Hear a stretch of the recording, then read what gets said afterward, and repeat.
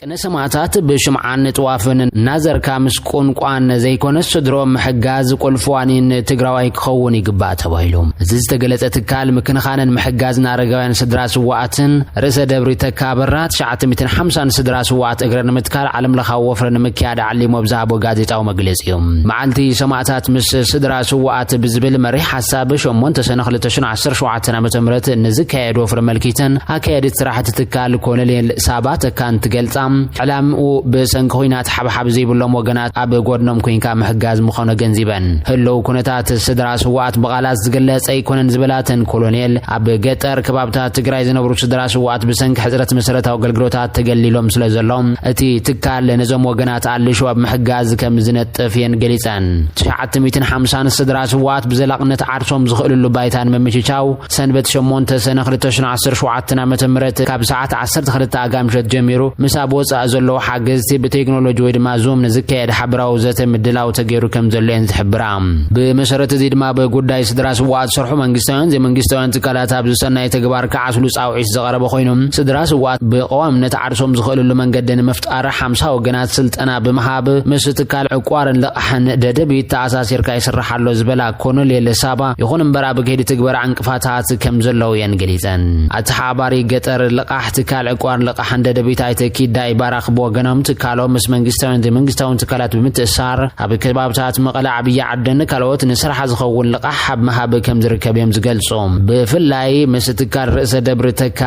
ابرا بمخان سدراس وات بولق يخون بودا وسريحهم عرسوم زخللو لقحن محاب مدلاو كم زتوغنه تحبيرو لهم ازي كم زيلن كلو عالم لخ فيدريشن مناسي تمرتي مايند سيت محاب مس يونيفرسيتات تግራይ تفراريمو عالم لخ فيدريشن مناسي ويدما انترناشنال يوز فيدريشن تمرتي مايند سيتنا محاب مس يونيفرسيتات تግራይ سمعنا سند خمس تفرارم ايت حبريتا تملكيتو زلهم تي فيدريشن مس يونيفرسيتي مقله اقصوم رايان زتفرارم خوينو مس يونيفرسيتي عدغراد دما بقرب اوان كم زفرارم تغليصلهم بريزيدنت يونيفرسيتي مقله دكتور فانا حاغوس مس فيدريشن استجمر ركب حبيركا مسرحن طبق لوط ممصاني دحر مبال ممهار طراي زي كونس بزحات تقمت لمدون يركب مهلاوي ان زغلصام بريزيدنت يونيفرسيتي رايا بروفيسور تادس دجنيا كابناي نواي دخنت نا تحساسوا دخنت زباسه مخانون بمغلاص بتصقم حليفومنا بكل مدى بيتنا يستسغاغرو حغرات تحساسبا زلوط تمكرون لممدن كنتقمي غباد مايلوم دايركتور عالم لخ فيدريشن مناسي اب اسيا دكتور لي وانغبو انا دحر خوينات حد كوريا توليدم حغراي كوريا بحد كوينات ناب كمتناتكم غدات بصحوا ايو بخمزيو محويت زرغاغصو حسابات غنا ناب تزلاتو بركي بصي حيلوم سلازي اتحساسبا محبرسب بزلوط تمرتي مايند سيت حبيرنا كنسرحينا دمايلوم ابت مدرخ مفرام سند سممعنت بحال تግራይ ዝገልጹ ምርኢታት ዝቀረቡ እንትኾኑ ኣብ ምስላት ትምርቲ ማይንድ ሴት ልዑል ግደ ንዝነበሮም ኣካላት ድማ ፍልጦቶ ሃይብሎም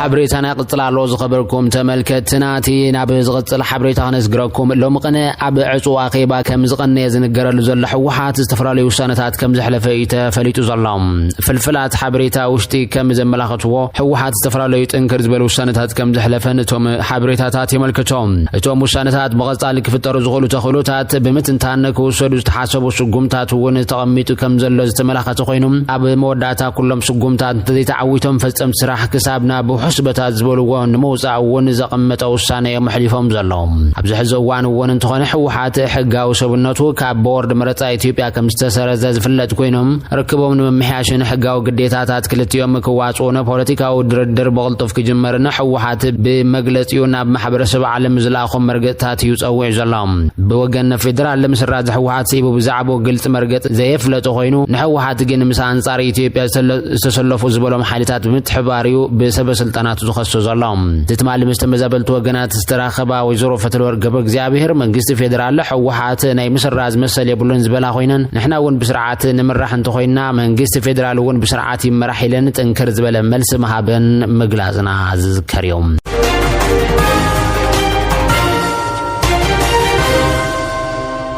መስራትን ዋና ሰናዳን ኢትዮጵያን ኢንሳይደር ዝኾነ ተስፋለም ወልደየስ ድሕሪ ናይ መዓልታት ማእሰርቲ ሎማ ዓርቢ 6 ሰነ 2017 ዓ.ም ካብ ቤት ማእሰርቲ ተፈቲሕሎም ጋዜጠኛ ተስፋለም ወልደየስ ንሳልሳይ ግዜ በዋሓስ ንኽፍታሕ ድሕሪ ምውሳኑ ካብ ቤት ማእሰርቲ ተፈቲሑ ዘሎም ፖሊስ ኣብ ልዕሊ መስራትን ዋና ሰናዳን ኢትዮጵያ ኢንሳይደር ተስፋለም ወልደየስ ናብ ቤት ፍርዲ ይግባይ ሰማዕ ምሕዳር ከተማ አዲስ አበባ ዘቕረቡ ይግባይ ተነጺጉሎም ኣብቲ ናይ ይግባይ መስርሕ ቀዳማይ ብርኪ ቤት ፍርዲ ከተማ አዲስ አበባ ቤት ፍርዲ ክፍለ ከተማ ቂርቆስን ጋዜጠኛ ተስፋለም በዋሓስ 15,000 ብር ንሳልሳይ ግዜ ንኽፍታሕ ዝተወሰነ ውሳነ በመድጋፍ ድሕሪ መዓልታት ማእሰርቲ ከም ዝተፈስሐ ኣረጋጊጸ ኣለኹ ክብል ጠበቑ ሓቢሩ ዘሎም ጋዜጠኛ ተስፋለም ወልደየስ ብዝሓለፈ ሰንበት ሲቪል ክዳን ብዝለበሱ ሓይልታት ጸጥታ መንግስቲ ፌደራል ካብ ቀጥር ጊዮን ሆቴል አዲስ አበባ ከም ዝተወስደ ዝገለጸት ሓበሬታ ብመንግስቲ ሃገር ናይ ሓሶት ዜናታት ብምዝርጋሕቱ ኣፍሪካ ዝብል ክስ ቀሪቡሉ ምህላው ዝንገር እቲ መጀመርያ ግዜ ቦርሒ ጥቅምት 2013 ዓመተ ምህረት እዋን ኩናት ትግራይ ህላው ሰራዊት ኤርትራ ኣብ ትግራይ ንዓለም ዝሓበረ ጋዜጠኛ ኮይኑ ኣብ 2013 ኣብ እዋን ኩናት ትግራይ ብዘይናይ ዝኾነ ይኹን ናይ ጸጥታ ሽፋን ናብቲ ኩናት ክገይሽ ከሎ ሰራዊት ኤርትራ ኣብቲ ኩናት ከም ዝተሳተፈን እቲ ሰራዊትና ብትግራይ ኣትዮ ልዕሊ ህዝቢ ትግራይ ሰፊሕ ግፍዒ ፍጽም ከም ዘሎ ዝጸብጸበን መራኸብ ብዙሓን ውሽጢ ዓዲ ዘይወዓለኦ ንሱ ሞያዊ ሓላፍነቱ ዝተዋፅእ ጋዜጠኛ ምዃኑ ይነገረሎም ኣብቲ እዋን ብዙሓት ማዕኸናት ዜና ትግራይ ሰራዊት ሻዕብያ ናብ ትግራይ ኣትዮ ሰፊሕ ግፍዒ ከም ዝፈጸመ እኳ እንተገለጻ ብዙሓት ሰባት እቲ እንኮ እቲ ሓቂ ብውልቁ ዘረጋገጸ ናይ ውሽጢ ዓዲ ጋዜጠኛ እቲ ኢትዮጵያዊ ተስፋለም ወልደየስ ምንባሩ ብኣድናቆት ይዝከር ብብዙሓት ድማ ንሞያኡ ከም እሙን ዝቑጸር ጋዜጠኛ እዩ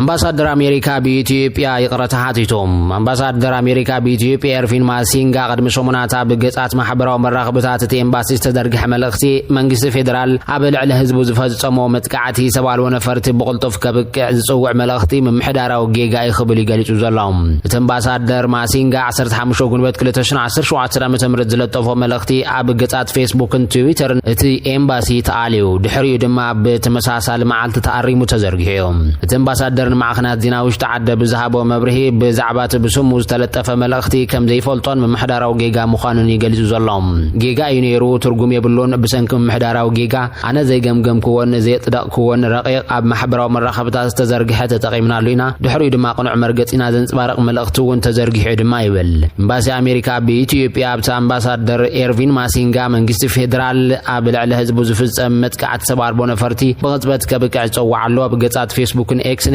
ኤምባሲ ተኣልዮም ዝኾነ ኮሚሽን ሰብኣዊ መሰላት ኢትዮጵያ በቅረባ እዋን ኣብ ዘውፅኦ ጸብጻብ ደቂ ኣንስትዮን ህጻናትን ዝርከቦም ብርክት ዝበሉ ሰላማውያን ሰባት ተመጣጣኒ መትከላት ብዘየኽብሩ መጥቃዕትታት ከበድ ተጽዋርን ሰብኣዊ ነፈርትን ብጭካነ ከም ዝተቐትሉ መልኪቱ ነይሮም ሓይልታት ፋኖ መጥቃዕቲ ፈጺሞም እዮም ተባሂሎም ድሕሪ ምስሓቦም ከይተረፈ ሓይልታት ጸጥታ መንግስቲ ሰፊሕ መፍዳይ ከም ዝፈጽሙ ክጽብጽብ ጸኒሖም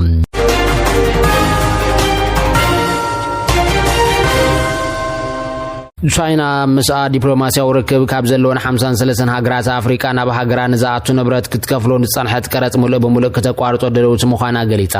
እዚ ኣብ ኣኼባ ምትሕብባር ቻይናን ኣፍሪካን ዝተገለጸ ስጉምቲ እዚ ታህጉር ኣብ ልዕሊ ናብ ኣሜሪካ ዝኣቱ ፍርያት ወሰኽ ቀረጽ ተሰሊዕሉ ኣብ ዘለሎ እዋን እዮም ቻይና ዝዓበየት ንግዳዊ መሰረኽቲ ኣፍሪካ ንዝሓለፉ 15 ዓመታት ድማ መሪሕ ኮይና ክትቅጽል ተራእያ ኣብ ኣፍሪካ ኣብ 2023 ኣስታት 170 ቢልዮን ዶላር ዝግመት ሆት ናብታ ኢሳዊት ሃገር